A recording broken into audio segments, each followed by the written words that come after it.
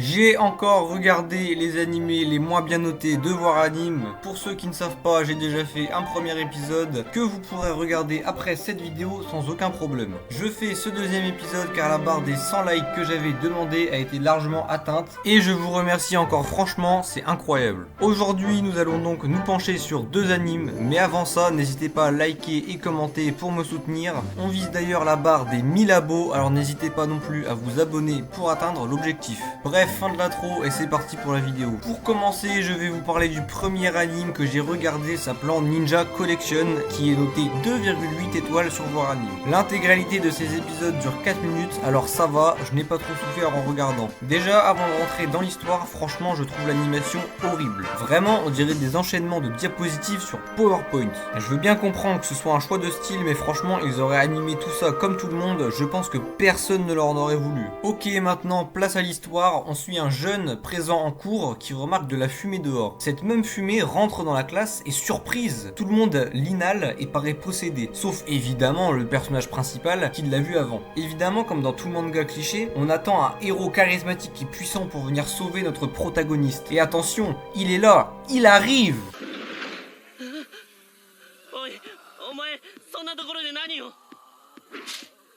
動くな。黙って口を閉じてろ。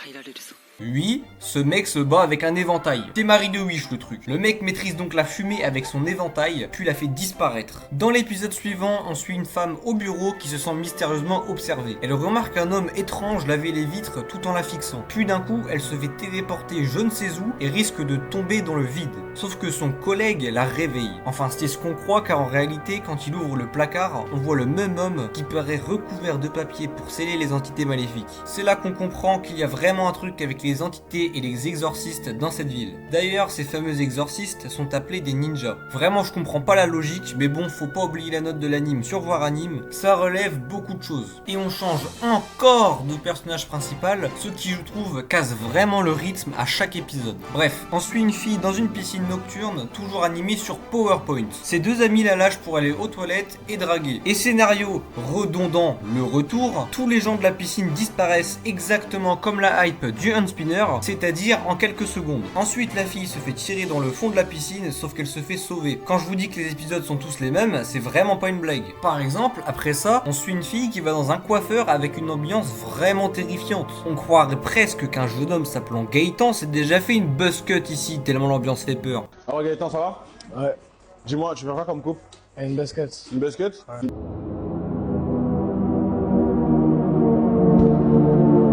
Bref, à partir de là, je comprends plus rien. La meuf a peur parce que sa pote est devenue bizarre depuis qu'il est passé ici, sauf que le coiffeur dit que c'est un monstre. Je ne sais pas quoi, et il lui tranche la tête. Le mec qui s'est cru dans Demon Slayer, c'est une singerie. Sinon, troisième point faible trouvé à l'anime, c'est pas très intuitif et incompréhensif. Après tout ça, je ne vous parlerai pas de tous les épisodes suivants jusqu'au 11, car c'est vraiment la même chose à chaque fois. Sauf justement à l'épisode 11, où on apprend à travers la seule et unique conversation intéressante de l'anime, entre un ninja et un démon, que les démons tuent les gens qui leur sont chers sans vraiment le vouloir quand ils se transforment en démons justement. Ce qui expliquerait d'ailleurs enfin pourquoi le ninja coiffeur a tué la fille qui s'avérait être un démon sûrement depuis peu. Mais évidemment, on ne sait toujours pas pourquoi les ninjas sont capables de tuer ces démons et pourquoi ils sont ninjas. Dans le dernier épisode de cet anime absolument infâme, un ninja se fait enfin tuer par une entité à travers une scène qui retranscrit très bien la peur.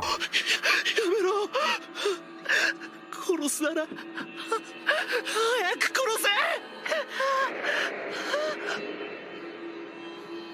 水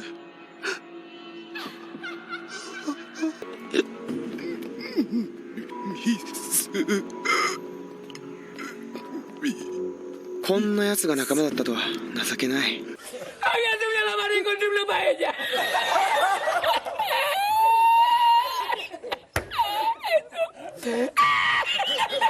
Bref, pour cet animé, personnellement je lui mettrai la note de 1,5 étoiles. Je pense que je n'ai pas vraiment besoin d'expliquer pourquoi, mais je vais le faire quand même. C'est de la merde. Plus sérieusement, c'est car il n'y a pas de personnage principal, pas d'explication de pourquoi les choses se passent comme ça, et une très mauvaise animation, etc. On passe au second anime, et bien heureusement d'ailleurs, parce que celui-là c'était une heure de pure torture à regarder. Pour ce deuxième anime, j'ai regardé Hanabi-chan va Okulegashi, qui est une des 3 étoiles, et franchement, même si vous le verrez, le scénario est pas incroyable, j'ai quand même apprécié regarder, un peu comme Roboko dans le dernier épisode que j'avais bien aimé. L'animation de cet anime est pas mal, c'est un style un peu enfantin, mais très bien fait. Bref, pour parler de l'anime maintenant, je vais vous mettre dans le contexte. On suit un jeune diplômé qui rachète un casino abandonné, sauf qu'une fois qu'il rentre, il fait la rencontre d'une fille ayant l'air très spéciale, pour pas dire totalement droguée. Bonsoir, ça va bien? Tequila, Henneken, pas le temps de niaiser. Après avoir fait, disons, connaissance, le gérant découvre ce que peut faire Hanabi, comme par exemple se transformer ou encore tirer des feux d'artifice, comme par magie. Le lendemain matin, le gérant et Hanabi, en rentrant dans le casino, tombent sur un ours qui a été introduit dans le casino par une nouvelle fille s'appelant Versus. Ils sont devenus amis car Versus a tabassé l'ours dans la forêt. Tiens, alors, croisez du droit, hein? Attention, j'ai des jambes, et puis retourne ta tête. Dans ta race. Où ça?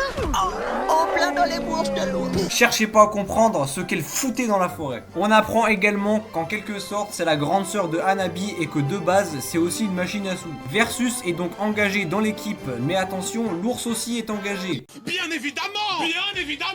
Bien évidemment! Le jour juste avant la réouverture du casino, le gérant dont on connaît toujours pas le nom et ses collègues partent pour manger quelque chose. Et en se baladant, ils tombent sur la troisième et dernière sœur, qui est aussi en fait une machine à sous.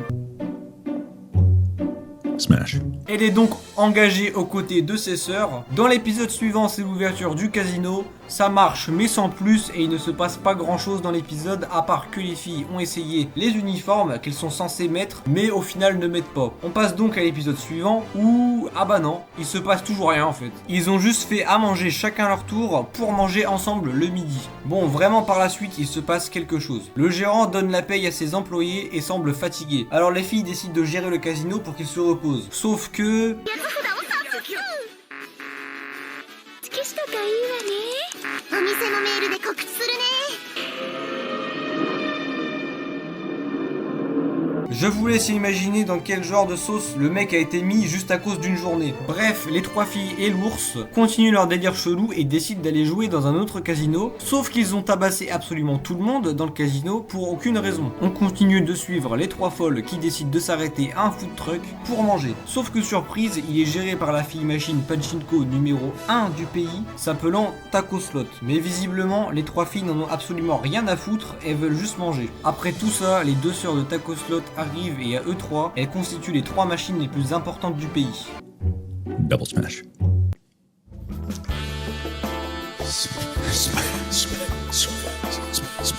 Smash. Au revoir.